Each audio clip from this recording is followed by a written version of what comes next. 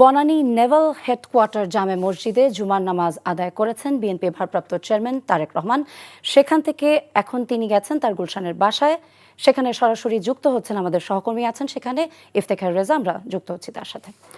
ইফতেখার, তারেক রহমান জুমার নামাজ আদায়ের পর আজ আর কি কর্মসূচিতে থাকবেন? আপনার কাছে এই বিষয়ে কি তথ্য আছে?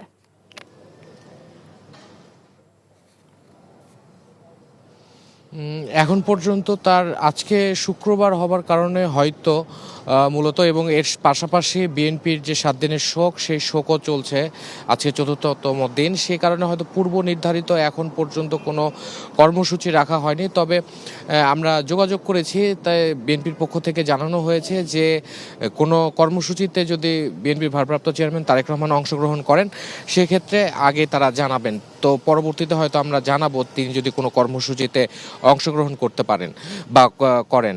এবং জানাতে চাই যে তিনি ঠিক জুমার নামাজে কিছুক্ষণ আগে তার বাসভবন থেকে বের হন এবং বের হবার পর মূলত নেভাল হেডকোয়ার্টার যে জামে মসজিদ রয়েছে সেখানে তিনি জুমার নামাজ আদায় করেন এবং সেখান থেকে তিনি তার বাসভবনে ফিরে আসেন। এবং পরবর্তীতে বাদ আসর দলীয় যে কর্মসূচি, সেই কর্মসূচি রয়েছে আজাদ মসজিদে, মূলত বেগম খালেদা জিয়ার জন্য ফাতেহা পাঠ, দোয়া খায়ের সহ মিলাদ।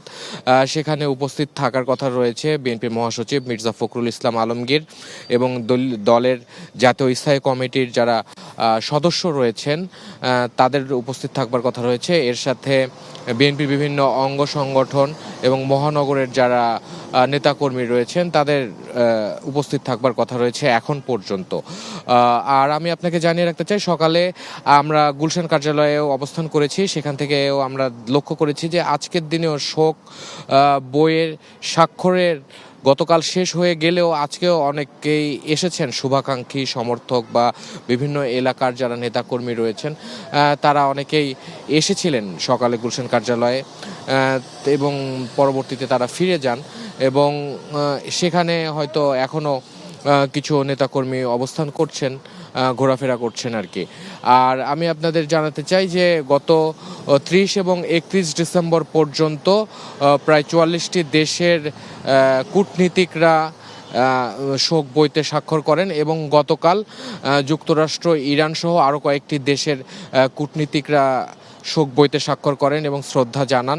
এবং কূটনীতিকদের পাশাপাশি দেশের বিশিষ্ট ব্যক্তি, ব্যবসায়ী নেতা এবং রাজনীতিক যারা রয়েছেন তারাও গতকাল গুলশান কার্যালয়ে এসেছিলেন এবং শোক বইতে স্বাক্ষর করেছেন, শ্রদ্ধা জানিয়েছেন। এবং সন্ধ্যার পর বিএনপির ভারপ্রাপ্ত চেয়ারম্যান তারেক রহমানের সাথে কয়েকজন দেখা করেন আর কিছু। এবং বিশেষ করে যদি আমি উল্লেখ করি, বাংলাদেশ জামায়াতে ইসলামীর যিনি আমির ডাক্তার শফিকুর রহমান, তার সাথেও বিএনপির ভারপ্রাপ্ত চেয়ারম্যান তারেক রহমানের সৌজন্য সাক্ষাৎ হয় এবং পরবর্তীতে আমার গণমাধ্যমে আসে যে সম্মিলিতভাবে আগামীতে দেশ গঠনে সব দলকে সাথে নিয়েই কাজ করবেন তারা। তো এই ছিল বিএনপির ভারপ্রাপ্ত চেয়ারম্যান তারেক রহমানের বাসভবনের সামনে থেকে সর্বশেষ।